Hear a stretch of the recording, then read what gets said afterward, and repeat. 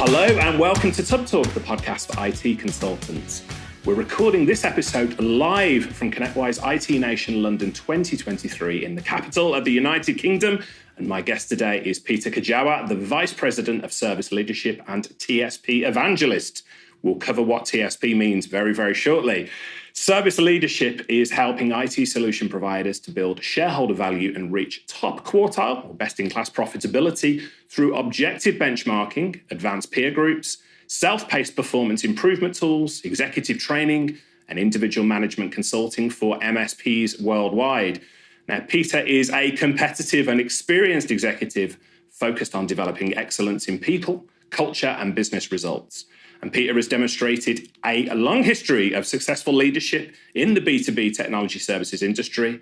I'm honoured he's joining us here today for the podcast. Peter, welcome to Tub Talk. I'm thrilled to be here. Thank you.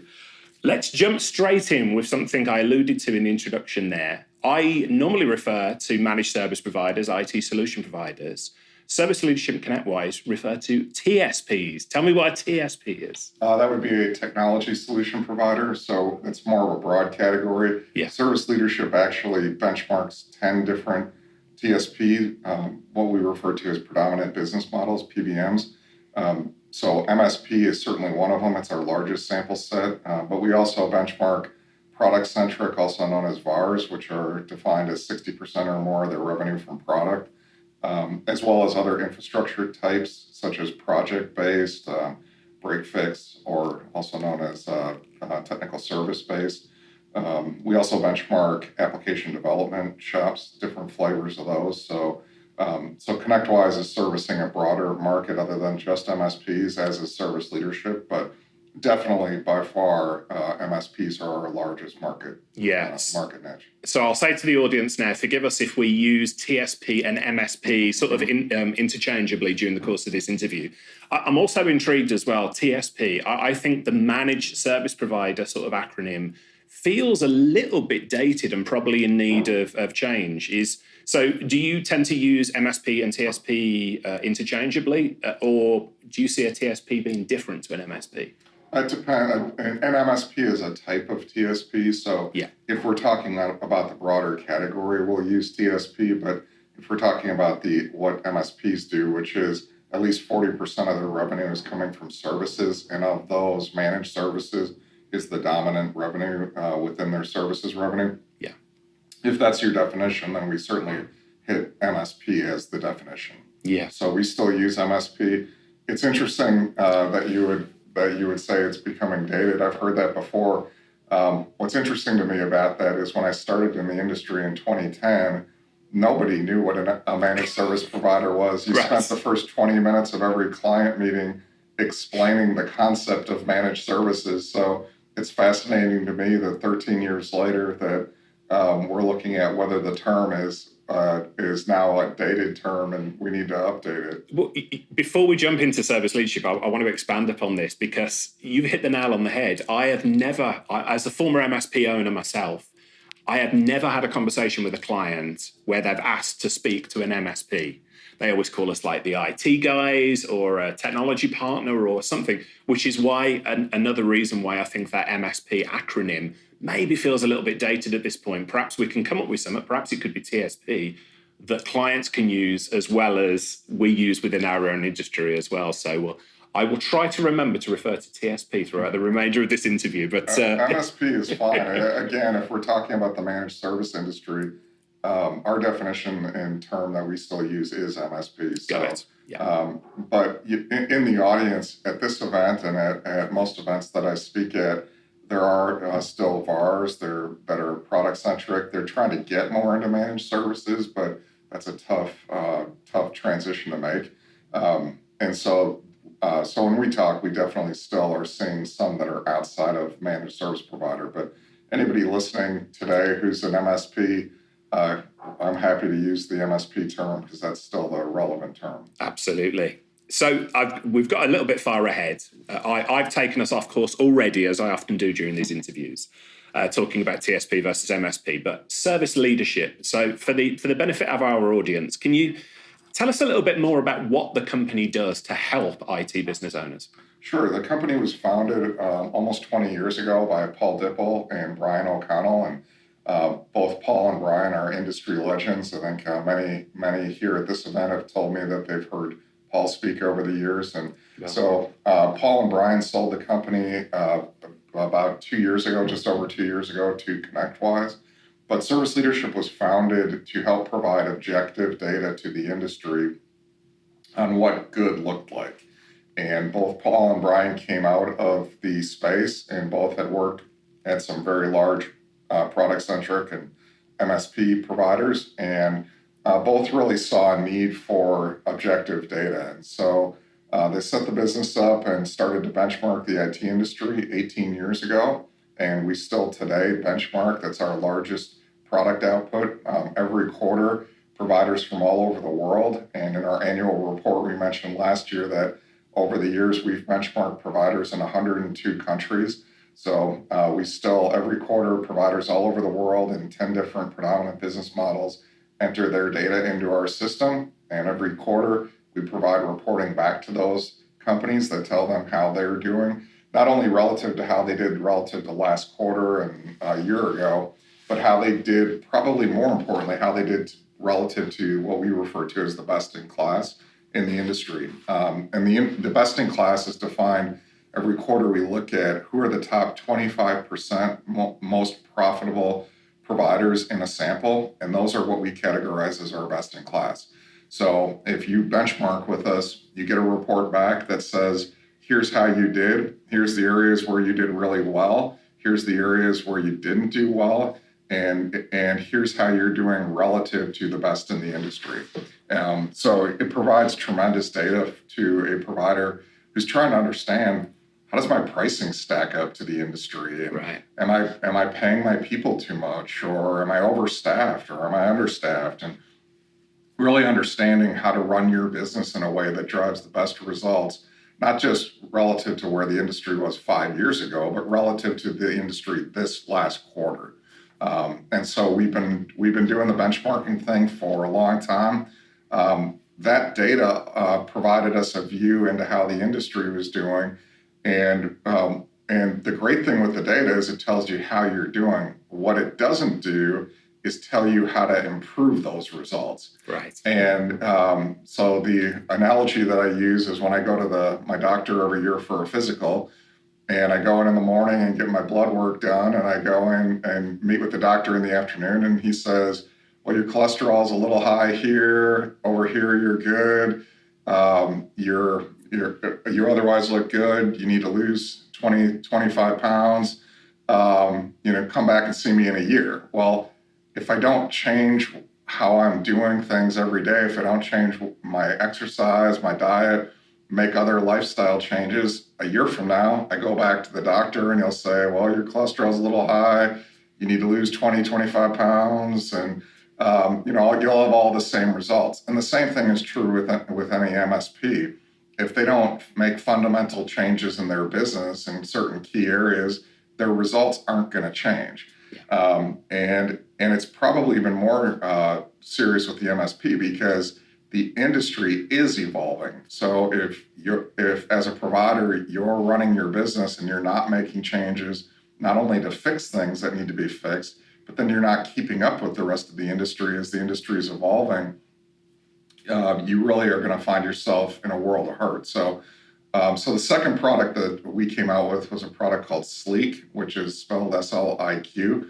And Sleek is an online assessment and coaching tool that really tells a provider how to achieve best-in-class results. And it gets into great detail on things like pricing and packaging and compensation and financial reporting that MSPs should be using. And there's 5 different areas that it covers, strategy. And so Sleek gets into huge detail in telling them how to do different things within their business to achieve best-in-class results. So that's the second thing.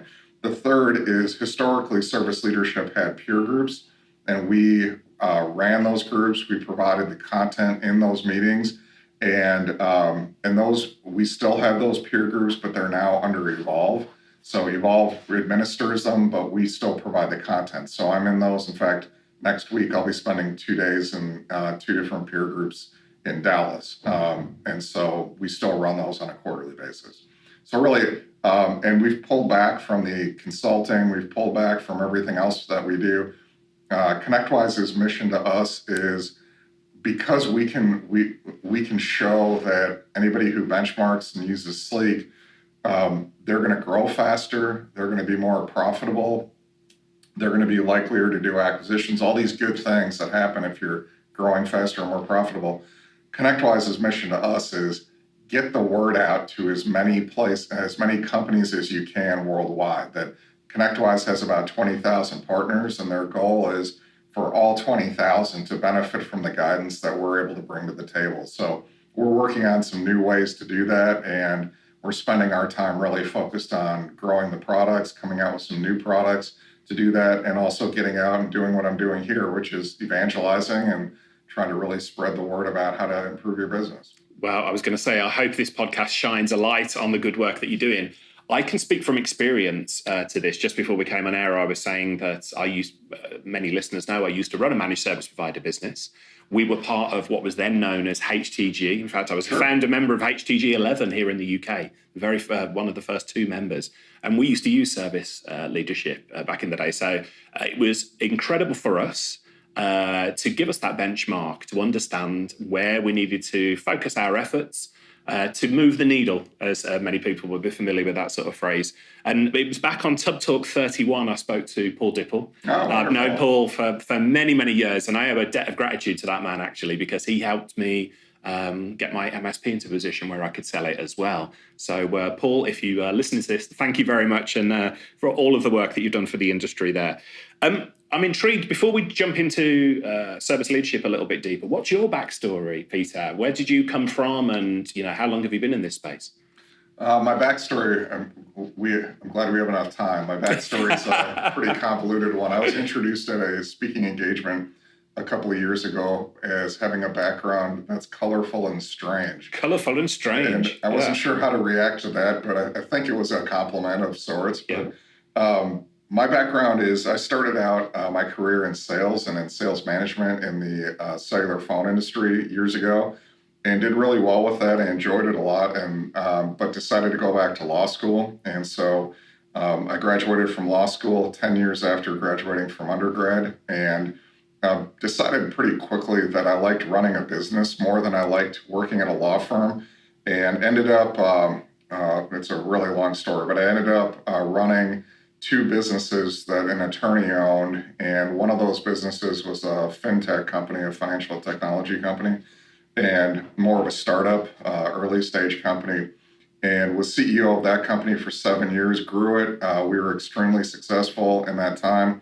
And after 7 years, a friend of a friend owned an MSP in Western Wisconsin, and we were living in Eastern Wisconsin at the time, and we had talked about moving back there, and my wife and I both met in Western Wisconsin, and the MSP was in need of a turnaround. And I thought, how hard could this be? I have IT people, I do outsource IT. I had strong opinions at the time that and this was back in 2010, that if you could do what you said you were going to do on time and on budget as an MSP, that you would dominate the world, because I couldn't find a single MSP that did any of that with any degree of customer service. Right. And I still, the industry has improved there. There's still an opportunity for further improvement, but I went into it pretty naively, thinking that I had done 4 turnarounds already and had been a successful CEO, that I could impart my magic and wisdom and we could quickly turn this thing profitable. But it was a tough situation. The MSP that I took over had $2.2 million of revenue and was losing $1.5 million, and in the prior 12 months to me getting there. So it was a difficult turnaround. We did a lot of things that I had done in traditional turnarounds, looking at your customer base and pricing and packaging. But the challenge back in 2010 was really understanding how you're supposed to do any of this stuff. Right. The MSP industry was still really new, as you recall. And there were a lot of different theories about how to go to market and what really worked and what didn't work. And everybody sounded convincing. And you'd go to CompTIA or other conferences and you'd hear a speaker and think, wow, I should be doing it. Well, maybe that was the right way to do it, maybe not. And so a year later, we had done pretty well. We were still losing money, but much less. We were growing the business. We were hanging on to our customers more, but we still weren't at a point where we were profitable. And I was starting to believe that it was impossible to be profitable as a managed service provider. That my belief at the time was that the entire industry existed to give a bunch of technologists jobs as owners and let them work with their buddies and have fun during the day doing technology, but then nobody was really making any money. Right. And so I would talk to other owners, and that was generally the conclusion that we all came to. Around that time, I discovered service leadership, and we started to benchmark, and we joined a peer group, and we had immediate positive results. So I attribute the ability for us to turn that business around significantly to the guidance that we got from Paul and from service leadership at the time. I stayed there. We were acquired in 2012. We did 3 acquisitions before and after that acquisition. And so I stayed there for 12 years, and we had grown that by the time I left to a $17 million a year MSP, and no longer had 17 employees. We were up to 85. And so we had really turned the corner. It was a great business. That company is still doing really well. But the chance to come on board service leadership and help hundreds or thousands of companies the way that I was helped, and that it's not hyperbole to say that service leadership really saved our company. It saved our employees' jobs. It allowed us to really be successful. So the opportunity to be able to impart that kind of guidance throughout the industry was something that was really exciting to me. Yeah, and I will say from a personal level, it parallels my own journey to a degree, in that after I sold the MSP business, I thought, what do I want to be when I grow up?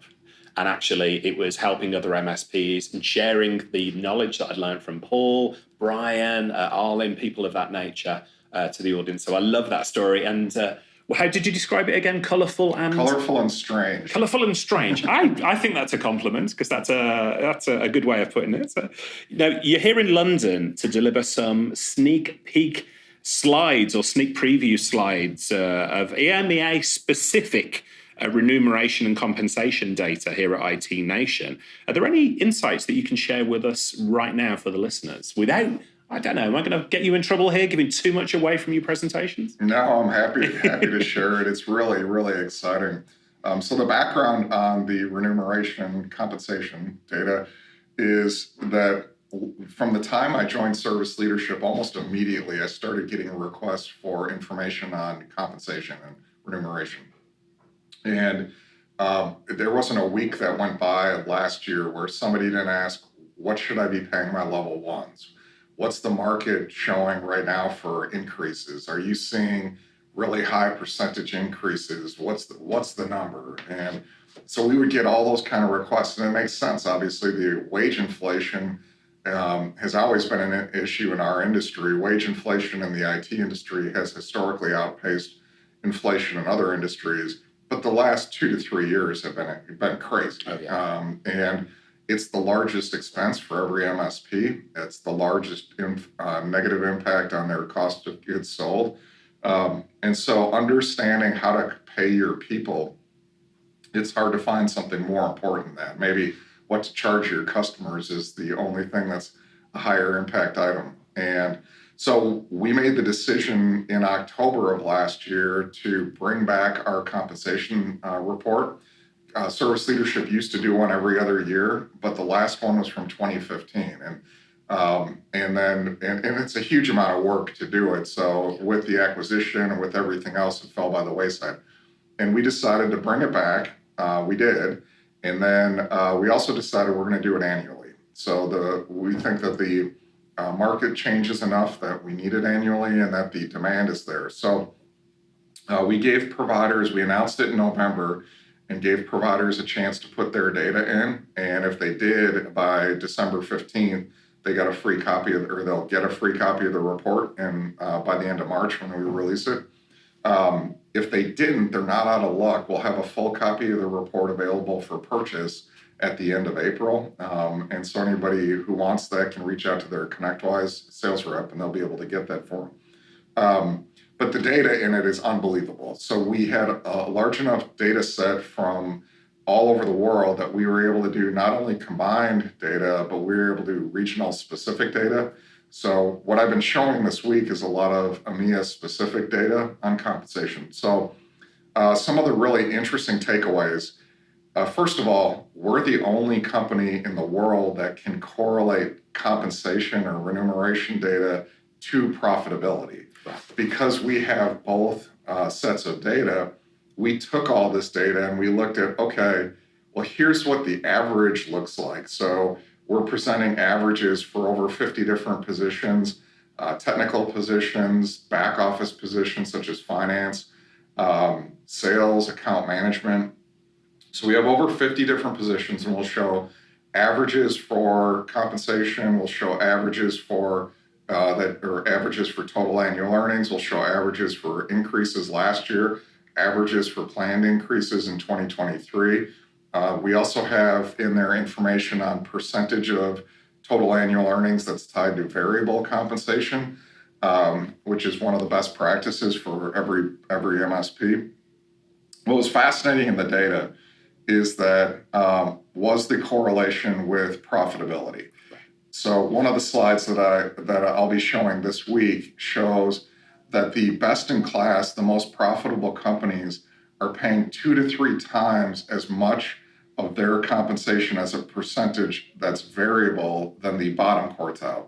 So the bottom quartile companies, for the most part, not 100%, but for the most part, they tend to pay the most and they have the least of it tied to incentives. The best in class tend to pay the least and have the highest percentage tied to incentives. So the best in class are just much better at aligning their compensation with company success. And we have a lot of guidance on how to do that, but what's fascinating is seeing the data and seeing that how it's really being put into practice today. That is absolutely fascinating. And I think an underlying theme to our conversation here, something I've talked about many, many times on this show, lots of MSP owners tend to manage their business by gut feeling. Yes. Yeah, emotional gut, I think this is our biggest customer. I think this is our best engineer, things like that. I've talked many, many times about, accelerating the growth of your business by managing by metrics. That old, I think it was Peter Drucker, wasn't it? What can be measured can be managed. So you're talking here specifically about engineers, staff within the service delivery team, if they are incentivized, and perhaps the base salary doesn't necessarily need to be as competitive or above and beyond. But if they're incentivized in the right way, they're going to perform better. The business is going to perform better. Is that a summary? That is. So both. So we'll show the data both for staff positions and for management positions. So typically our guidance is staff positions, junior staff should be around 10% of their compensation should be tied to incentives. And those incentives should be a mix of both things that they can control and then company success. More senior staff and management should be closer to 20%. And what I've heard over the last year and a half as I've been with service leadership from a lot of companies based over here is that, well, that might be for the U.S., but over here, we don't pay incentive compensation. That's a whole different thing. And culturally, nobody would go for it. Well, our data says otherwise. And what our data shows is that the level of incentive compensation is, in fact, lower in Europe than it is in any of our other regions, including Australia, but not by much. And there's still significant percentages that are tied to incentives over here. So the notion that incentive compensation is a uniquely American or uniquely North American concept is not true. That we're seeing a lot of best in class get great success with it over here. There is a lot of assumption when we do shows of this nature and we speak to people from North America, experts like yourself. Well, Richard, that won't work in the UK. And not just what we've talked about, sales and marketing strategies, the culture is different here in the UK. I will say publicly and speak from experience here, when I started my MSP journey, I spent an awful lot of time flying across to the States with the top people in the industry who gave freely of their time and experience to me. And many of my peers at the time were saying, well, yeah, that'll work in the States, it won't work here.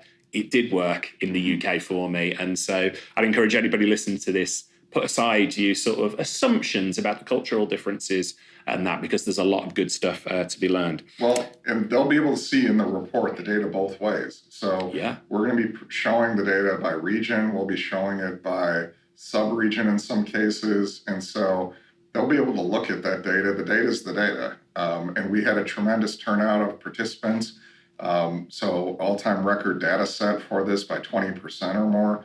So the data is there. They'll be able to use it and make whatever judgments they want to make. The other thing, though, on the compensation information that's really interesting is where you see when we really dissect the best-in-class performance and correlate it to what they're paying their people, there's a mentality that the best-in-class are able to develop that is different than the bottom quartile when it comes to staffing their operations. And that mentality is basically, if I hire somebody as a level 1, they come into my organization, they do a great job, I train them, I promote them up, and they become a level 2 or level 3. If that person comes into me and says, Richard, I've really enjoyed being here, but Peter's offered me over at the hospital system or over at the Fortune 500 company down the street, I've been offered this position that's 30% more pay or 40% more pay. The best in class have built their operations in a way that allows them to replace people much easier. Right. And they're much more narrow on their target customer profile. They support a much more narrow technology stack with less deviations on it. As a result, they can bring in a new level 1. They can train that person and get them up and running and productive in about 2 to 3 times the speed that somebody who isn't doing those best practices can do. So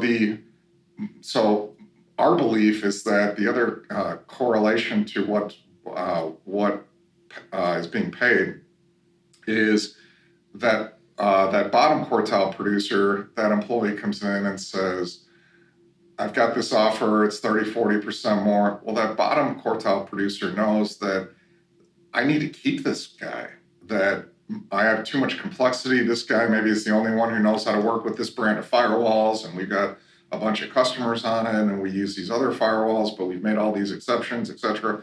So I'm going to match your offer. If I do that, will you stay? And so all of these other business practices that we talk about aren't just about delivering quality of output to your customers. They certainly are. That's number one. But they have all sorts of other impacts in your day-to-day operations and your cost structure of your business as well. And so I think the bottom quartile folks are just more held hostage in those cases and have no choice but to match those kind of offers, whereas the best in class will say, you know what, that's great news. I'm really excited for you.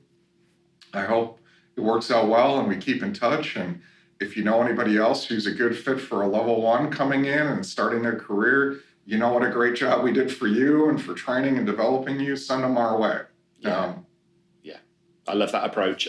Long-time listeners to this show will have heard me get on my soapbox and talk about MSPs in being in danger of having what I call an SPF, a single point of failure in their business. And of course, it's multiple points. It's typically the owner, but I've seen so many MSPs where a specific salesperson has had all the relationships with, account management, or an engineer or a senior engineer within the business has had all of the knowledge in their head. And when that person goes to leave, it's panic station. So Again, what you're talking about there is, making a business that is scalable, systemizable, and is not reliant on any one person or any one function there to do it. So I love that approach. And I really hope people listen to this. That's the whole thing. Arlen Sorensen years ago taught me that phrase.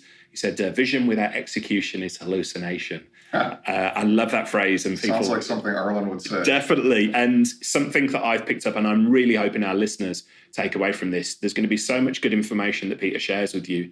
Please take action on some of these ideas. Otherwise, they're just ideas and it's not going to help your business. Now, for anybody listening and perhaps, you're out walking, driving in the car and you're like, oh, they mentioned a report, I want to go and download. Don't worry.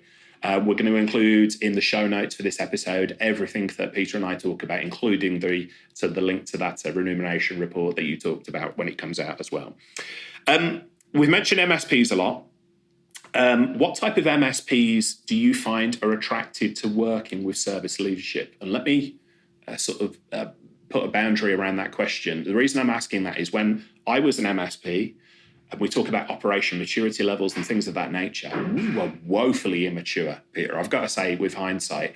And yet we got so much value from doing service leadership, from doing HTG, now Evolve, things of that nature. So I'm really intrigued, fast forward to today, what type of MSPs are attracted to working with service leadership? And what type of MSPs do you think should be working with service leadership? Well, the good ones are attracted to working with us. Right. That's statistically. The answer is typically MSPs that get up to about $1 million of revenue or more tend to find us and gravitate towards our products.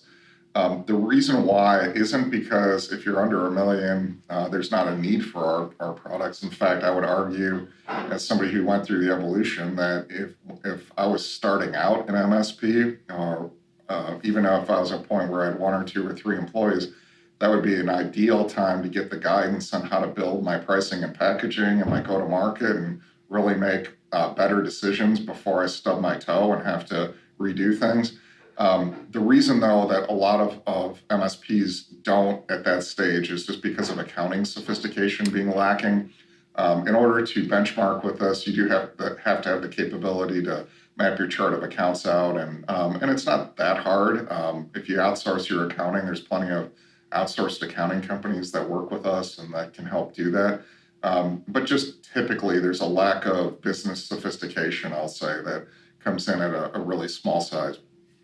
Once you get up to $1 million or so of revenue, we have providers who benchmark up with us that are all the way up to several hundred million of revenue. So, and everybody in between. Our sample set, on average, the average MSP that benchmarks is about $7.5 million of revenue.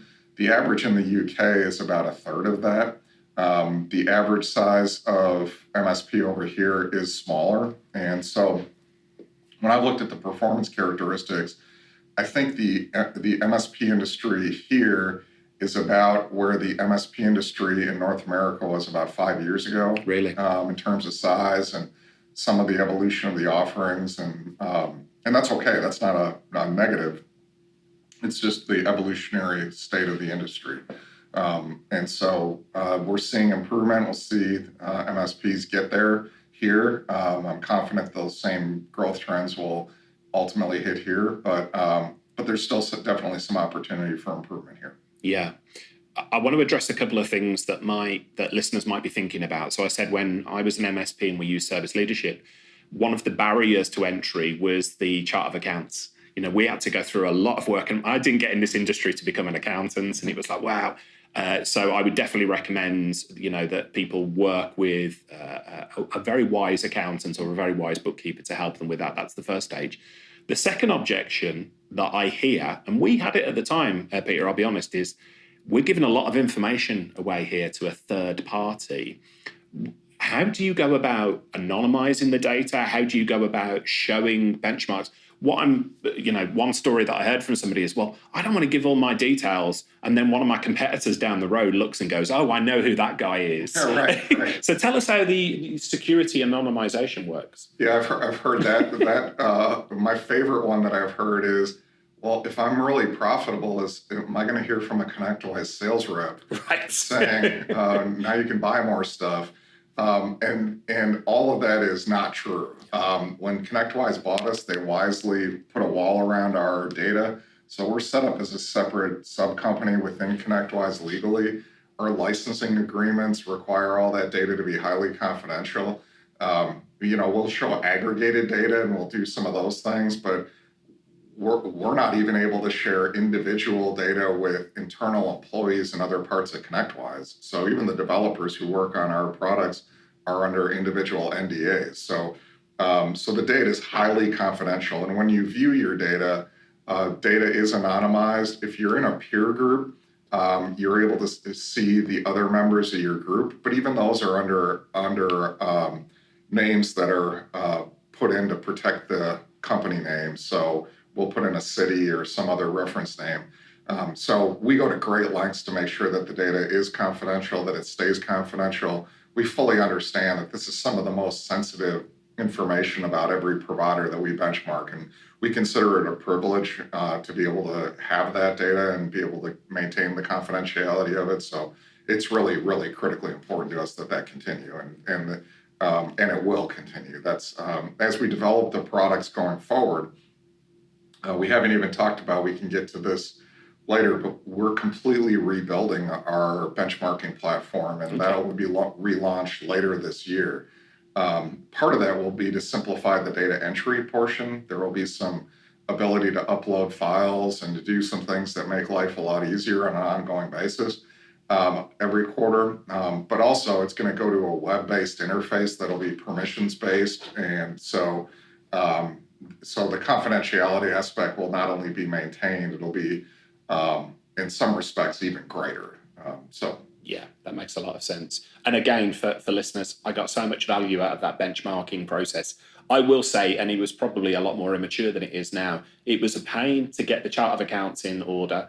Sometimes I did not wake up going, great, I get to submit my service leadership scores, but the results were worth going through the pain. And it sounds as though you are, way more mature at this stage. And so anybody thinking about, would this work for me? I'd definitely encourage you to check it out. While we're on the subject of benchmarks, put you on the spot here. Are there a couple of benchmarks for MSPs that you could suggest? Hey, if you were taking a glance at figures, you'd go, this is the sign of a good MSP, or this is the sign of this is a red flag. Are there maybe two benchmarks that you could suggest?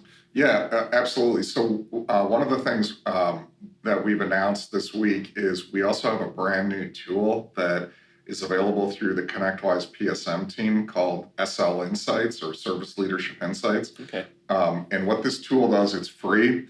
The MSP can set up a session with a PSM and go through, it's about an hour long, and it'll be a 30,000-foot view of OML, their traits. It'll cover a few traits at a high level.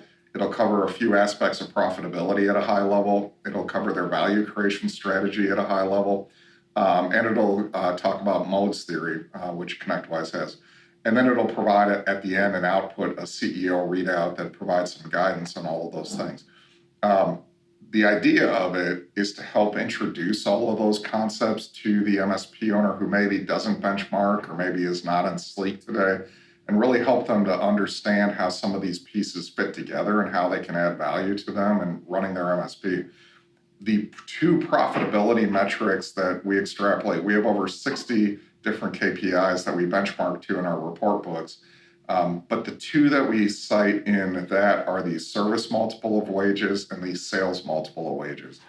And the reason that we use those two KPIs is that when I'm talking to an MSP and they're trying to figure out where do I start, I've got all this data. Right. It's really common. Somebody gets set up, they start benchmarking, they get their first book back, and they say, I've got all of this information. Wow, this is great. There's a tendency to want to jump in and fix it all, I should say, from speaking from experience. Right, we've got to become best in class across the board. Probably unrealistic there. It very much is. And the old saying that if everything's a priority, nothing's a priority. Yeah. My advice always is start with your service multiple of wages and then go to your sales multiple of wages. So the way those work is what the service multiple of wages measures is for every dollar of payroll that you have on your service team, you need to have at least $2.5 or pounds of payroll or of service revenue for that payroll. So it's a 2.5 multiple of wages. And so, in other words, if I have my service team, and by service team, I mean not only your technical service people, but your project managers, your service managers, anybody who's involved in delivering post-sale service to the customer. That if I have $1 million of payroll there, and then I need to have at least $2.5 million of service revenue to be at a 2.5. Best in class, most recent quarter was actually at 2.89. So we're seeing the best in class move this closer and closer to a 3. Yeah. But my advice is get it to a 2.5. That if you can get that to a 2.5, you're probably going to do pretty well. We see the bottom quartile typically somewhere under a 1.9 or a 2. Median tend to be in that 2 to 2.4, 2.5 range. So if you can focus on that, fix that, you're going to fix the profit engine of your services business. The second KPI is your sales multiple of wages. And what this one looks at is not revenue. This one looks at gross margin and says for every dollar that you're spending on your sales, that you need to get $8 of gross margin out of that. So you look at your sales, your salaries, commissions, all of your salesperson cost, and that's what you put in, and you look at then your total gross margin for the business over that period of time. So that one states 8 is best in class. That one works a little bit differently because you can also underspend on that. With service gross margin, I guess you can get that to a point where you'd have 100% productivity, right? If for every dollar you brought in, you didn't spend $1 and anything on actually delivering services, you wouldn't be in business very long, but you could theoretically do it. In sales, when we see somebody who has, let's say, a 20 or 25 or 30 sales multiple of wages, well, that's indicative that they're either not counting all of the expense there, which would typically be the case when you have an owner doing sales. Right. A lot of times the owner is supposed to allocate the percentage of their time and cost to that sales expense. A lot of times they don't, and so that's indicative of that. The other thing it can be indicative of is they just are under-investing in sales. That a lot of MSP owners are, let's just say they don't view sales as the level of a profession that they view technical engineering. Right. A lot of the MSP owners I talk to view sales as something akin to voodoo or some sort of hex that the salesperson throws out, and they don't really understand what sales is. And so they don't understand sales is a profession, just like engineering is a profession, just like all other professions that drive success in their businesses. A great salesperson is activity-based. They're doing certain activities leading to certain outcomes. And if you're investing in great salespeople, you're going to you're incenting the right way, you're measuring the right way. Ultimately, you're going to get output from that. And so when we see an MSP that's too high of a sales multiple of wages, it's indicative typically that they're under-investing there. So you don't want to be too low. You don't want to be under the 8, certainly. You also don't want to be crazy high. So get that to at least an 8. Ideally, that's somewhere between an 8, maybe a 12, 13. If you can do those 2 KPIs really well, chances are, unless you're really overspending on general administrative, on your rent or something, chances are your business is going to be profitable. Yeah, that is fascinating. We could spend forever talking about the different levers because it does become like a system. You're like, I'm just going to move that lever a little bit there and that dial a little bit there to try and find. But I want to dig into something else that we talked briefly about, and that is the peer groups aspect of this. So I mentioned that as a founder member of HTG 11, the UK group, there was myself and Raja Pagadala from the final step. We were the first 2 members there. And it's one of the things that accelerated my maturity in this industry, my personal growth, my professional growth, more than anything else that I could put my finger on. I'm a huge fan of peer groups. You know, we've mentioned CompTIA, got some good groups out there, the Tech Tribe online groups. There's so many out there. But if we talk about Evolve specifically, tell us a little bit more about what the peer groups look like. We've already mentioned that perhaps they share financials within those groups with one another to benchmark. But tell us what a typical Evolve group looks like. Yeah, Evolve is a wonderful organization. So HTG that you joined years ago has really continued to grow and mature. And today, there's about 500 MSPs worldwide that are participating in Evolve every quarter. So service leadership's role with Evolve is a couple of fold. Number one is all of the Evolve members benchmark with us. And so, if you join an Evolve group, you're going to, benchmarking is included. And part of the advantage of that is not only that you're going to have every quarter these discussions that'll help you understand what you're seeing in your benchmarking and how you compare, but also Evolve goes a few steps further with helping you get set up and running with benchmarking. So we do some specialized training for new members and those kind of things. So it's a really easy way to get going and get up and running with it. Second is all of the Evolve members are now using Sleek. So in the meetings, they're covering one new trait every quarter and focusing in on that. And so we provide both of those tools to the Evolve community in totality. Second thing we do is my colleague Rob Bufano, who runs our benchmarking data set, Rob and I actually go into those meetings. So we travel. Rob was just in Australia. I'll be coming back to London later this year. We go every quarter to the North America meetings. So we actually go into the rooms and we'll give updates on the latest financial trends and what we're seeing in the industry. Those members have a chance to ask us questions in a small group environment. And so we really enjoy it. The members get a lot out of it. But Evolve also focuses on other aspects of running your MSP. They focus in on your legacy as an MSP owner and building your legacy, making sure that you have an effective value creation strategy. And so they're really looking at more holistically, how do you run the best possible business that you can, deliver the best for your customers as possible, but also what's the mark you're going to leave on the world and what do you want your exit to look like? And all business owners will exit at one point, right? Some by choice, some by not by choice. We think we don't. There's going to be a lot of people listening to this, Peter, who go, I'm happy to do this forever, but then life happens. It happened to me, and that was the catalyst for me selling my business. So you need to be preparing for it sooner rather than later, don't you? Yeah, and life doesn't happen forever, as we all would like it to, right?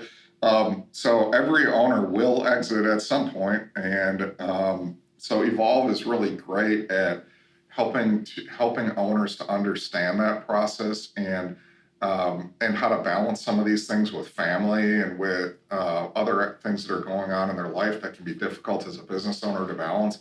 So I would encourage anybody that the cost of Evolve is really low relative to the value provided. It shouldn't be cost prohibitive to any size of MSP. You're going to get much more out of it than you put in from a financial standpoint. And from a meeting and participation standpoint, the biggest cost is the time, right? Every quarter, you need to really be present. You need to prepare for those meetings and show up. But again, you're going to get much, much more out of it than you put into it. It's a great organization. The MSP that I ran was a peer group member for almost 10 years, so and still is today. I still see them on a quarterly basis. And so the value is definitely there. I would encourage anybody to reach out to Evolve. It's a great organization. Yeah, so there's probably a chance you and I were in the same room at what used to be called HTG All, a get-together in Dallas, I think it was. So, yeah, that's interesting. For anybody listening to this, again, I couldn't recommend these type of peer groups highly enough. Check out Evolve. Back on Tub Talk 117, we did an episode with Dan Scott, who leads up ConnectWise communities. So if you're intrigued what an Evolve meeting looks like, Dan goes deep into that during that episode. So Tub Talk 117, go and check that out. Yeah, Dan's a great guy. I'm sure Dan would be happy to jump on a call with any of your listeners who would want to know more about it. Dan is very, very popular with listeners to this podcast after the episode that he did. So absolutely. We'll include a link to that in the show notes as well. I'm intrigued with something that you said, that your service leadership, you're stepping back a little bit from the consultancy side of things. So I know you used to be known, or you maybe still are well known for performance improvement assistance for MSPs. What does that look like now? And what I'm thinking specifically, Peter, is people get the figures, what to do about the figures that they get through that. Well, what it looks like today is we're really focused on providing that guidance at scale. Got it. So we're doing a lot of, we still do newsletters. We do, if you benchmark with us, we do what's called our financial fireside chats. We do a quarterly trait that is broadcast every quarter through Sleek. Any Sleek subscribers are able to go on and what's called our Sleek Fast Tracks, and they can view that content. We do our newsletters. We just came out with a new quarterly newsletter, and I would encourage any of you, our members, to go to service leadership because of GDPR. It's difficult for us to maintain email distribution lists here. And so when we come out with content and we come things like our newsletters, they're not seen as much over here as they are in North America and other regions. So anybody can go to authorize that with service leadership, and we'd be happy to get that content out to them. So we're talking about all those things and really trying to help. And we're certainly happy to jump on a call with somebody if they want some help on getting set up for benchmarking and they need some additional guidance. We do that all the time. I was just on a call last week in the evening hours with one of our customers out of Australia. And so we're happy to do that. We want to see, our goal is to see everybody in the industry using these tools and everybody in the industry really getting benefit from them. So we're really focused on that and trying to figure out how to do that at scale. Yeah. Something I neglected to ask about the peer groups aspect of it. Back in my day when we were doing it at HDG, there was a requirement to have ConnectWise as your PSA tool. I believe Dan said, is that no longer the case? That's not the case, no. Yeah. About 70% of our clients that benchmark with us are ConnectWise clients, ConnectWise managed clients, or PSA, and about 30% are not. Now, I will say, as we go forward, as we launch our new benchmarking platform, as we launch some really neat enhancements we'll be announcing on Sleek soon, what ConnectWise has done is provided us tremendous resources for development. So in the past, service leadership had, our development team was constituted of Ken. So Ken did all of our programming, and Ken is still with us. He did a great job. And Ken is overseeing 2 Scrum teams. So we have 2 international Scrum teams that are working on our products. ConnectWise has come to us and said, what's the vision? What do we need to take this out to the partner community and add even more value? And what can we do to support you with it? As we've done that, if you're not on ConnectWise PSA or Manage, you'll be able to continue to use our tools. You'll still get, nothing will be worse for you. But as we go forward, we're going to have a lot of really neat integrations to automate the pull out of certain ConnectWise tools, such as BrightGauge, such as Manage, such as ConnectWise Sell, and be able to pull data on an automated basis into service leadership tools and populate some of that. And that's just the beginning of it. I mean, our roadmap over the next couple of years is really exciting. Yeah. So you don't have to use ConnectWise. You're probably going to end up wanting to. I think that's probably the case. I think you probably will want to anyway. The way that all of these products are going to be integrated for providers and make their lives really seamless is going to be a compelling thing once everybody sees that roll out. So. Yeah. Sleek, something just off the top of my head I was thinking about, is there the potential for other vendors, other partners to sit on top of those figures and produce other types of information for MSPs? Is that something that you might explore in the future? Yeah, we've had that in the past. There was a major company that had a what was called a trait pack within Sleek. If you were one of their partners, that you had access to that and helped you get the most out of their technology. We've had some of those discussions. We may do that in the future. We've looked at a cybersecurity specific trait pack as one possible enhancement. So we're always looking for ways to improve. Yeah, interesting. We'll see where that goes. You mentioned BrightGauge with service leadership. ConnectWise have made a lot of acquisitions in this space, merged up with other companies as well. Without talking about vendor specific, what are you seeing to do with M&A, mergers and acquisitions in the MSP space? Are you seeing any general trends that you can share with us? Yeah, yes, a bunch. So first of all, activity is still hot. We're still seeing a lot of deals. Every year we publish multiples that look at how the year compared to the prior year. And we go back, I think, 14 or 15 years now on the multiples. What I would tell you is our 2022 is a really interesting year. It's less of a single year, and it's more 2 half years that were very distinct. Okay. The first half of 2021 was an all-time record. Deal volume, multiples, all of it was really, really frothy. And as we came into 2022, all indications until about March or April were that was going to continue, and that 2022 would be an even higher amount of deals, and multiples would be even higher. Then two things happened. The stock market went down precipitously, and interest rates went up precipitously. And so those two things combined to have a negative impact on most multiples over the course of the second half of the year. So we continued to see deals get done in the second half of the year. In some respects, the deals were a little more reasonable. We heard from a lot of sellers stories that went something like they would get a call in about June or July from or a lot of buyers who would get a call from a seller who would say, hey, buyer, that number that you showed me back in January, anyway, that number's still on the table? Because if it is, I've thought about it for 6 months now, and I think it's a good deal. And that, of course, was driven by a 30% decline in the stock market that scared a lot of owners who were looking at retiring in the next year or two and saying, I better get out of this what I can get out of it, right? So we heard from a lot of buyers that there was more reasonableness from the seller community in some cases. Deal terms became a little bit more reasonable. There was a little less cash up front as the year went on. The other thing that we heard was the bifurcation of valuations depending on profitability. So if your MSP was very profitable as a percentage and had a larger dollar bucket of profitability, that those two factors maintained higher multiples, significantly higher. The opposite happened for MSPs who were less profitable or non-profitable. And the reason for that primarily is that when you're borrowing at 6%, 6.5% to do acquisitions, that's one thing.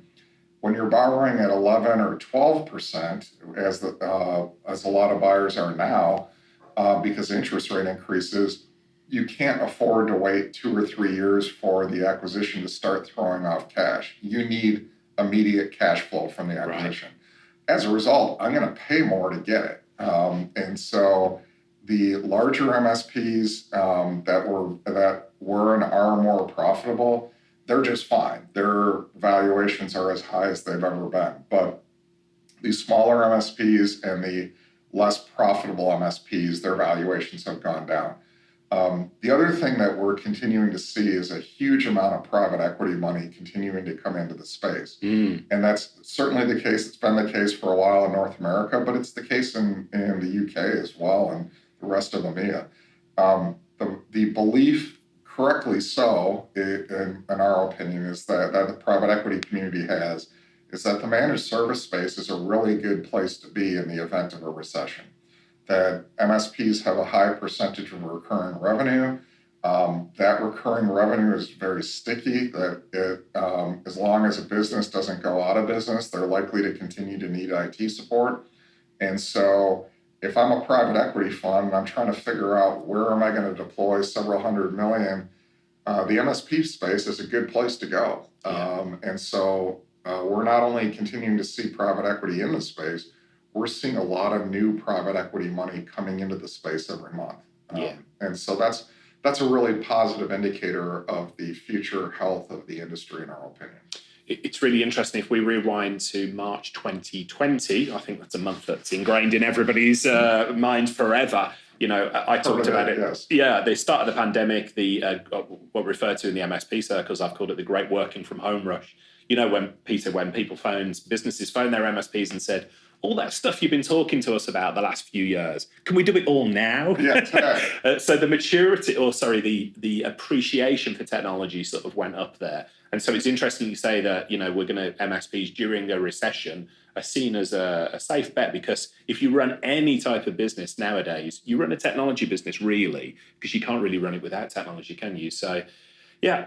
Have you been involved in many M&As yourself? Have you, you've done some of those? Could you pull up maybe something that you'd see as a red flag for a merger and acquisition not going through? Is there any you've been involved in, you've looked at it and gone, unless they fix this, this ain't going to work? Oh, most of them. Yeah, yeah, that's been my experience too. I think for every one that that is successful, there's probably 10 that either never happened or were unsuccessful. Yeah. So yes, I oversaw our acquisition, and from a seller standpoint, and also I did 3 acquisitions as an MSP, Right. and then I've also been part of a lot of M&A since coming on here a year and a half ago at various levels. There's so many things that we could go on for a whole episode on this one subject, I think. The number one thing is, I think, alignment. That the owner alignment, cultural alignment, making sure that really the buyer and seller are on the same page for what this is going to look like after the fact, and a seller really knowing what they want to find. But not only the seller knowing that, or the buyer should be knowing what they want to find, the seller should as well. It's important for a seller to go into the process really having thought through not only what is the amount that they want to get in a sale, but also, do they care about the role of their employees after the sale? What do they want their role to be as the former owner after the sale? And what's their viewpoint on the customers after the sale? And it's not a criticism. There's plenty of MSP owners who've done a great job. They've given their time and energy and blood, sweat, and tears to build a great business. And their viewpoint is, after the sale, I'm going to be out of it. And whatever the buyer does with our business is up to the buyer. I like my employees, but I'm going to be out of the business and let it completely be run by the new owner. And I'm going to go do something else. I'm going to go sit on a beach somewhere, whatever it is. And that's fine. There's other sellers who are very protective of their employees, of their customers, and want to make sure that that organization stays intact to the greatest degree possible. What I would tell those sellers is that once you sell, you lose the control over that, first of all. And so you're not going to be able to entirely control that after the sale. That being said, through the sale process, you can, in your discussions with buyers, identify who's buying you strategically, who really wants to keep everything intact and has a vision of building your organization, versus who's planning on buying your organization and just hanging on to your customer list. Right. And those are perfectly appropriate discussions to have during the sale process and really understand. And so understanding what's important to you and having clarity on those things is really something that I think is key.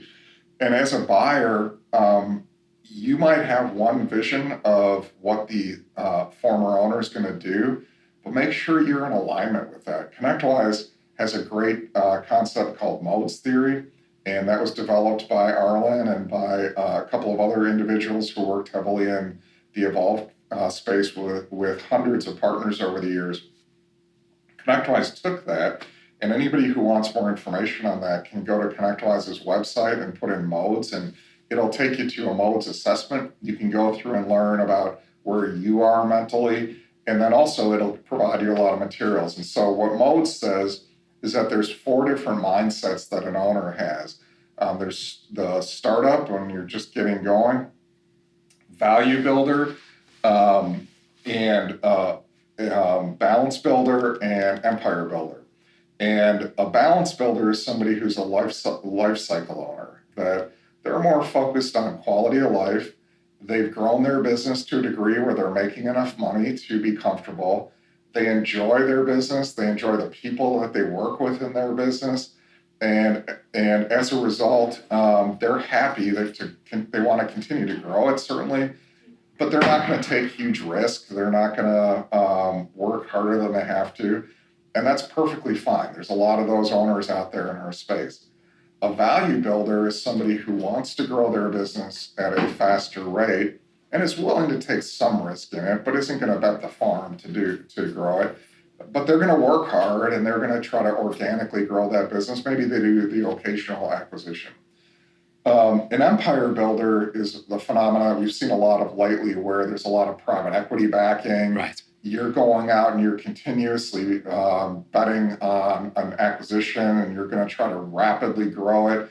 And the idea is to create a large entity that either you're going to then turn around and sell or you're going to run, and it's going to be a much larger entity.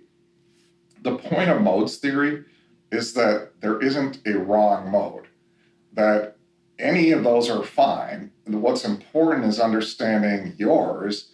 And then if I'm a buyer going out to buy an MSP, and I have envisioned in my mind the role of the seller after closing, I need to understand what their mode is as well. Yeah. Right? Because if my idea is I'm going to buy this MSP and I really like the owner, and my plan is we're going to be empire builders, and this owner is going to lead our strategy of adding a bunch of acquisitions over the next couple of years, and they're going to be all in on it, and I'm going to have them really incented on this. And in fact, this person is a balance builder owner. That strategy is probably going to fail. Right. And so understanding and getting into the alignment between the buyer and seller, and then understanding how our cultures match up, and all of these things are just as important as what I'm going to see on the income statement and on their customer list and all the things that you tend to look at. This is amazing insight. And as you say, I suspect we could do a whole episode just talking about the M&A aspects, because you've shared so much good stuff there. In fact, I'm putting it out there. We've got to do another episode in the near future to talk about some more of the metrics, the things, the benchmarking that we talked about, and things of that nature. I'm very respectful of your time, though, Peter. I've got to ask one question before we go. My family and I, last weekend up in Newcastle upon Tyne, we went to our first UK-based basketball match. I believe you're a huge basketball fan. Would I be right in that? You are correct, yes. What does basketball mean to you? Oh, I've been a season ticket holder for Marquette basketball at a Milwaukee, Wisconsin Marquette University for 22 years. I'm a grad there, and unfortunately, they just got beat in the NCAA tournament because this was going to be their year. But yes, I'm a big basketball fan. This is a great time of the year in the U.S. for basketball with the NCAA tournament. Yeah. So if you haven't watched any of that or followed that, that's one of the greatest tournaments in sports, because every year you'll have some team that is a 16 seed, which is the lowest, playing a 1 seed, or a 15 playing a 2. And the 2 is a huge school, very well funded, dominant program, and they'll get beat by the 15 or the 16, and it's a David versus Goliath, and it's a single elimination. So, right. So it's the greatest tournament in sports for that reason. It's a lot of fun to watch. I love it. I went to our first basketball match in the UK. It's so much fun going there, the razzmatazz and the tension. I've never seen a match with 7 seconds left, people calling timeouts left, right, and centre. That last 7 seconds took forever, but it was a lot of fun there. So we'll have to talk basketball in the future when I get more used to the sport. This has been an absolute thrill. So much great information that you've shared, and I know our listeners will agree. We've talked about a lot of different topics. A lot of different resources have been shared. We'll include them all in the show notes for this episode up on tublog.co.uk. But if anybody listening to this wants to find out more about service leadership, peer groups, or wants to continue the conversation with yourself, what's the best way for them to find you? They can go to service-leadership.com to our website and get any information on service leadership. Peer groups go to Evolve. The Evolve organization now runs the service leadership peer groups and the Evolve groups, and so you can learn all about our groups through the Evolve team. And go to ConnectWise's website. ConnectWise's website has a lot of great information for any partner out there. Yeah. Peter, this has been amazing, and I suspect it's not the last time we're going to be inviting you on the show. I would love to come on anytime you'd have me. Peter, thanks so much for your time. Hey folks, Richard here. Thanks for listening today. I know you've got a ton of options for who you listen to nowadays, so I really appreciate your support. Do you have any feedback on this episode? Ideas for future guests? Tweet me at Tublog using the hashtag TubTalk. I respond to every tweet and really appreciate your feedback.